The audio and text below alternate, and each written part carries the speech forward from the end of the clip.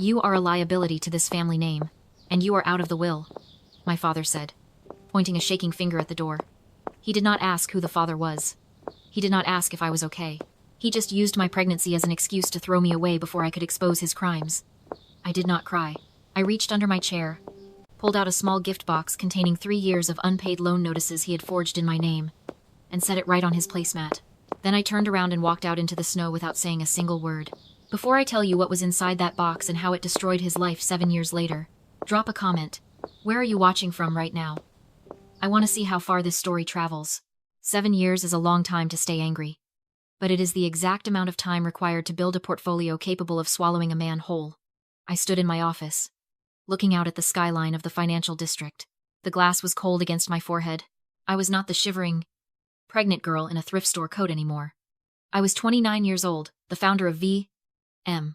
Holdings, and I specialized in a very specific sector of the market: distressed debt.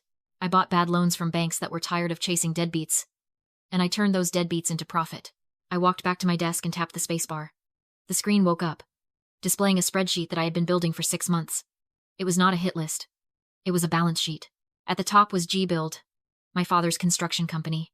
The numbers were bleeding red. Gavin had always been good at shaking hands and terrible at managing cash flow. He had over-leveraged himself on 3 commercial projects that went nowhere. And now, the interest was eating him alive. He thought he was fighting a bad economy. He thought he was just having a run of bad luck with the regional banks. He had no idea that the invisible hand squeezing his windpipe was mine. I did not use magic, and I did not hack a mainframe. I simply did what any aggressive creditor would do. I called the vice presidents of the 3 community banks, holding his overdue notes. They were frustrated, exhausted by his excuses, and terrified of the default hitting their quarterly reports. I offered to take the toxicity off their books for 60 cents on the dollar.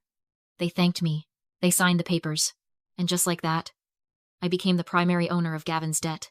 I scrolled down to the total. $450,000.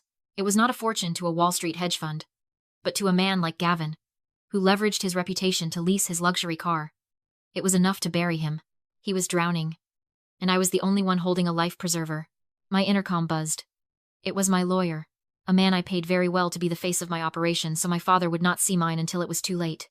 He told me Gavin had responded to the pressure. He was asking for a meeting to know if V.M. Holdings was interested in a restructuring deal. I smiled. It was not a happy smile. It was the expression of a hunter who just heard the trap snap. Gavin was arrogant. He would assume V.M. Holdings was some faceless corporate entity he could charm or swindle, just like he had swindled everyone else his entire life.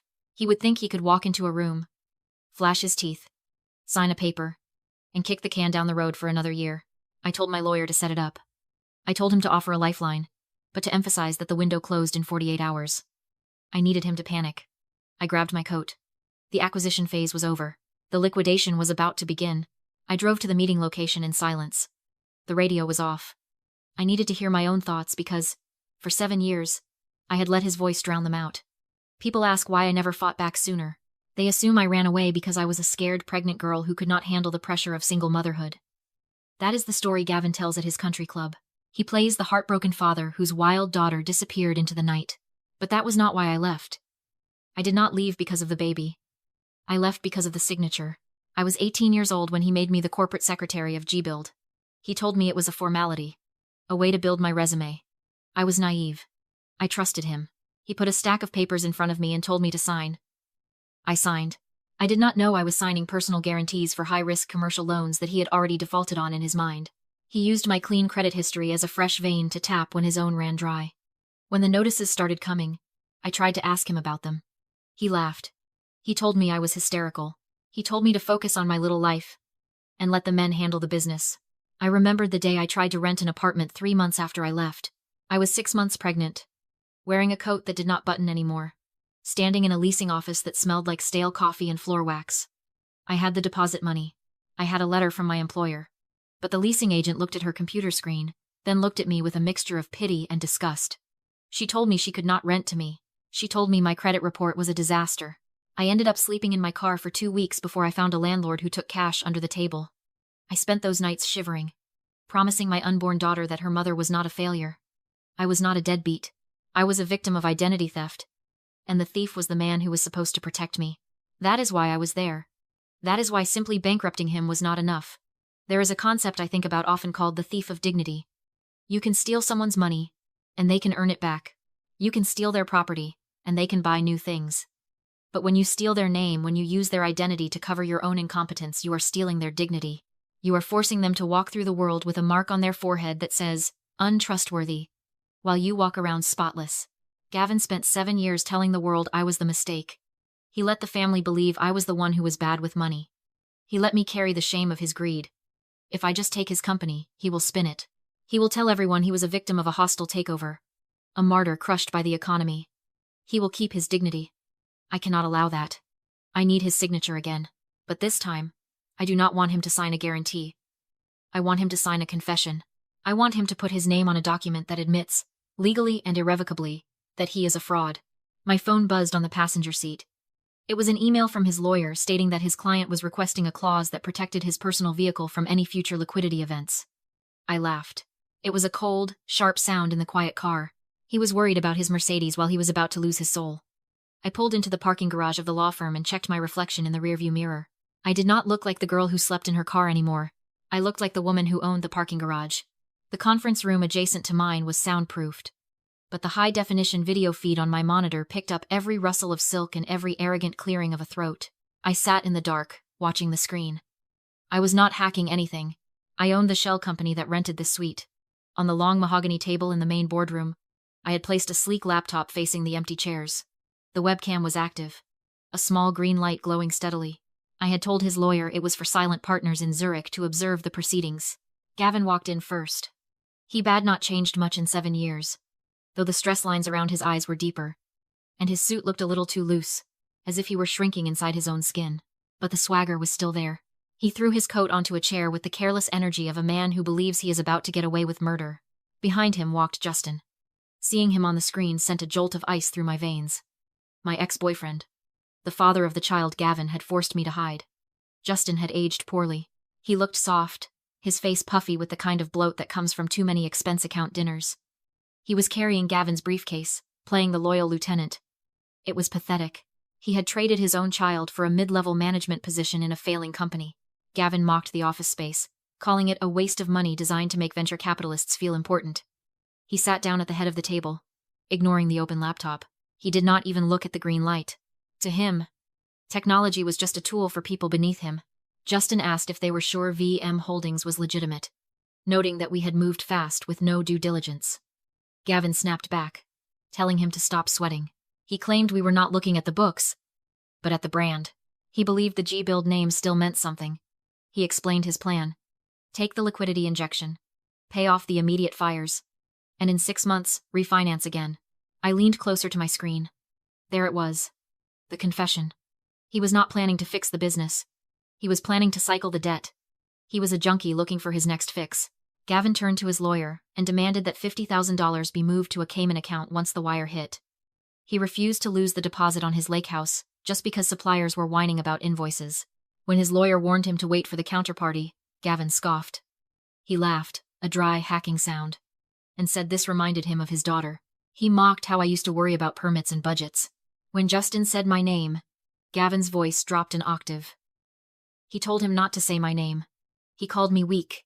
He said I could not handle the pressure of the life he built. He speculated that I was probably waiting tables in some dive bar in Ohio, blaming him for my failures. He called me a bad asset. I stared at his pixelated face. A bad asset. A write-off. He did not see a daughter. He saw a line item that did not return a profit.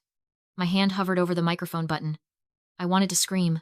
I wanted to tell him that the waitress he was mocking currently owned the building he was sitting in, but I stopped myself. Screaming is for victims. Executioners stay quiet until the blade drops. I checked the time. My lawyer was standing in the hallway, waiting for my signal. Gavin was comfortable now. He felt safe. He felt superior. He was exactly where I needed him to be. I texted my lawyer to send him in. My lawyer, Marcus, entered the room with the silence of a man who knows exactly how the game ends. He did not apologize for the wait. He did not offer a handshake. He simply placed a heavy leather binder in the center of the mahogany table. Gavin did not even look at him. He pulled the binder closer, flipping past the first 20 pages of legal definitions with the impatience of an addict reaching for a needle. He was looking for one thing: the disbursement schedule. He wanted to see the number, He found the figure on page 4.